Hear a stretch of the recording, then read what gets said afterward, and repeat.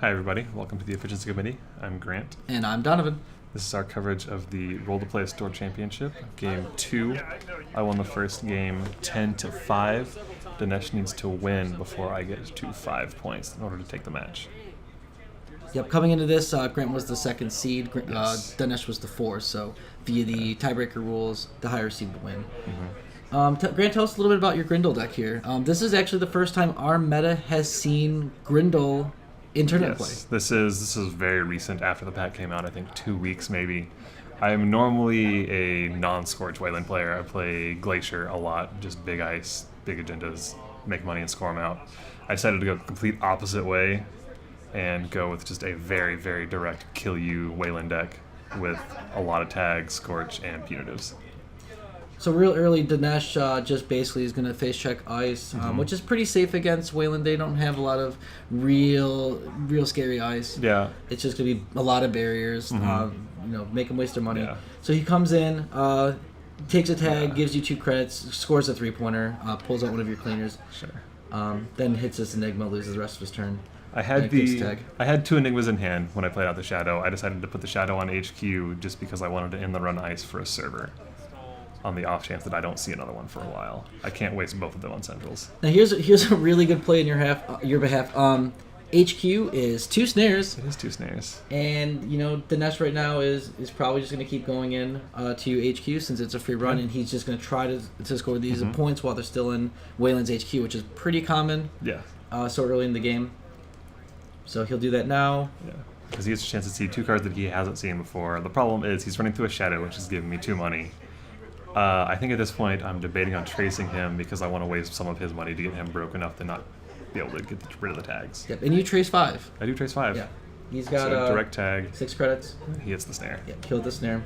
At this point, I don't know what kind of noise he's playing.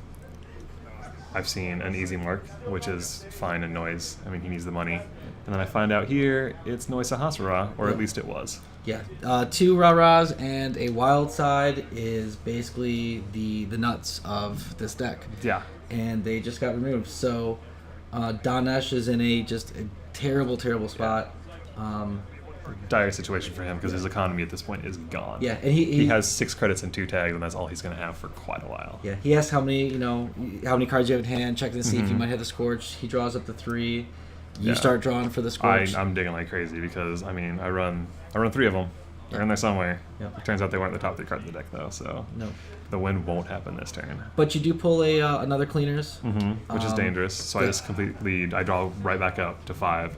So if he wants to keep running through that Shadow, he's going to get himself tagged into Oblivion and just rest on me not drawing Scorches for a while.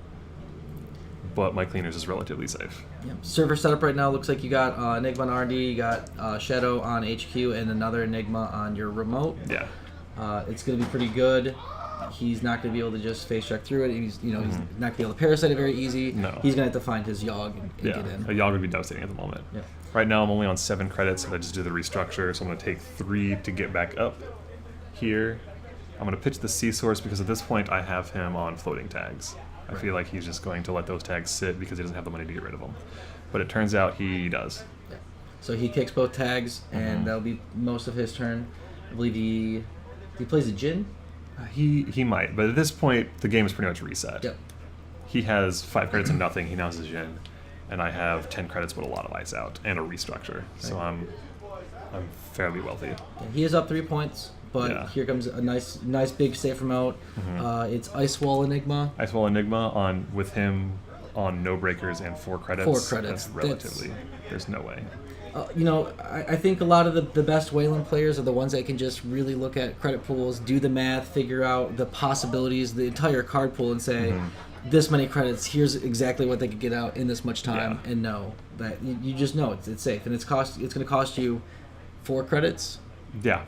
To res both pieces of ice and still have enough to advance. Yeah. So, really safe.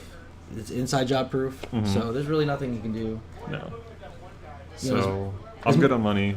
I've got the snare in hand if he starts to go back. He dropped the Mimic, so I'm thinking he's probably debating going back into HQ. I'm just going to start scoring agendas because he's not really putting a lot of pressure on me at this point. Yeah.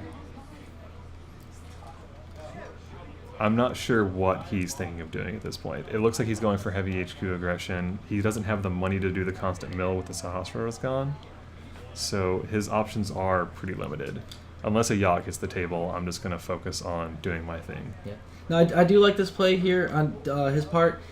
Dropping the imp, getting the HQ, you're going to hope that you see a Scorch. Oh, of course.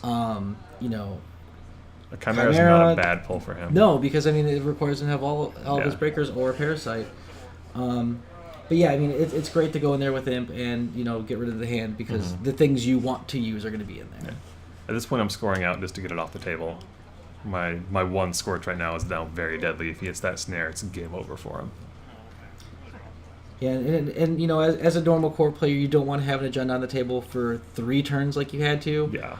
But in this case, Wayland. I mean, it was locked down safe. fairly well, so I needed to get my money right before I started. Yeah. Right here, I think I trace him substantially and hope he hits the snare. It doesn't happen. No, he broke. He broke. Yeah, he broke. He's breaking his So account he right now. imped out a Bastion, takes a credit. The snare is still an issue. You just drew your second Scorch, so you have 2 in hand.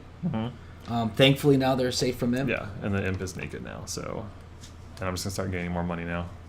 Because I need to have enough money to do what I want to while I'm drawing for another way to tag him since I pitched the C-Source. Yeah, so basically at this point, you're not expecting to score out.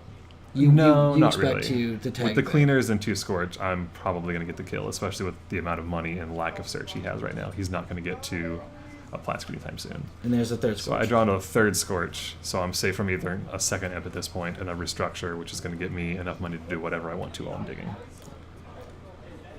So you have the restructure in hand, and you're actually going to play this and then draw again, still looking for that tag option. I think I'm drawing before I play it, just in case. So you draw first. Yeah. And at that point, posted bounty in that very safe remote with him on not enough money to even play the breakers he needs to get in there. Very safe. So I'm going to gain the money and then just drop the posted bounty. Right. Focusing on advancing this out and tagging him. So right here, I'd be remiss to not admit that we realized during the editing process that I take 4 clicks during this turn. I started with a draw, the mandatory draw. I voluntarily draw, and then I pause to debate whether I should play my restructure. I examine my ice. I take a little bit of time to reassess the game state. Draw again. I mention that I think it's my 2nd click, and then I reset myself and go back to my 1st click. You can hear that in the background audio a little bit. This happened during a game where 2 very good players were playing. There was an active judge who was mentioning most of the things that we were doing wrong, and there were at least 6 other people watching that were also active judging. Yeah, so it just goes to show, no matter who you're playing against or how long you've been playing this game, especially during, top play at the table 1 or elimination, you need to track not only your clicks but your opponent's clicks if you can. It can happen to the best of us, so it's something to keep an eye out for. This happened. It was the 2nd game of the 7th match we had played that day. It was 5 rounds of Swiss, cut to top 4, so we were both pretty exhausted, and mistakes like this can just slip by. I feel like they happen most often for the Corp when you do that voluntary draw, the 1st click, and then kind of reassess the game state. That's most of the times when I've seen 4 clicks happen. It happens during that point, where you imagine that the first draw you did was your Mando and not a voluntary, and you just reset yourself from click 1. Yeah. During the editing process, we see it happen a lot, but we did want to mention that it happened during this situation, just so everyone knows we will point this out when we see it. Luckily, it was the extra click was used to play a restructure, which of course made me look more intimidating than I was with 17 credits compared to 12. But with the runner only having, I believe, 4 at this point, it didn't affect the outcome of the game at all. It sours the ending a little bit because I did take 4 clicks, but it was not really an impactful click. I didn't triple advance something after installing it or anything like that. So, all right, so let's continue. Yeah. Now, in your head, are you the whole time knowing you're going to double advance it, triple advance it, single advance it? I mean, you can play post bounty so many ways depending on how many Scorch you want to throw out. You could safely just double advance it and then double Scorch next turn. But actually, we see that you triple advance. I do triple advance it because I want the options depending on... I don't know what kind of anti-tag and back prevention he's playing. I kind of assume that everyone is playing some form of it. Plastic's the most common. Decoy is very good in Criminal, which completely shuts down posted bounty. So I need to see if he's going to start digging for something, if he's going to get some way to prevent me from just straight up dropping him out right now. Yeah. looks like what he's going to do is he's going to install the Parasite, try to kill the Shadow. He's going back into HQ, which is really his only option with the money he has. Yeah. He has to prevent the Scorch, which is probably going to involve him getting another imp. Yeah, really, we don't know about why he didn't face check the remote server. I don't know why he didn't do that either. I mean, he doesn't have the money to get through. He's probably not going to get through. I'm not going to Archer away at cleaners, so that's not really a threat. There's not really anything good for me to hit either, even if I do. So it's at least going to give him some information of what he needs to get. But at this point, I've got the triple advanced, posted bounty. I'm going to flip it out, tag him, and then drop the hammer. Yep.